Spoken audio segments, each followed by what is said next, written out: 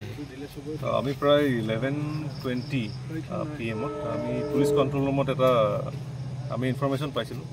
যে এনেকুৱা ধৰণৰ এটা মাৰ্ডাৰ কেছ হৈছে বুলি লগত মিনুৱেল মানে এইটো সময়তে কি হ'ল যিজন আমাৰ একিউজড আছে সেই একিউজডে পুলিচ ষ্টেচন গৈ ছাৰেণ্ডাৰ কৰে তেওঁ ক'লে যে তেওঁৰ নিজৰ ৱাইফ আৰু এজন ব্যক্তিক মাৰ্ডাৰ কৰি আহিছে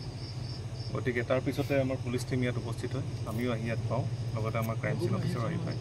তো ইয়াত আমি দুটা বডি পৰি থকা পাওঁ যিটো ৰেণ্টেড হাউচ আছে এতিয়া মানে ব্লাডত পূৰা চফ্ট হৈ পৰি আছে আৰু এতিয়া আমাৰ প্ৰিলিমিনাৰী ইনভেষ্টিগেশ্যনটো চলি আছে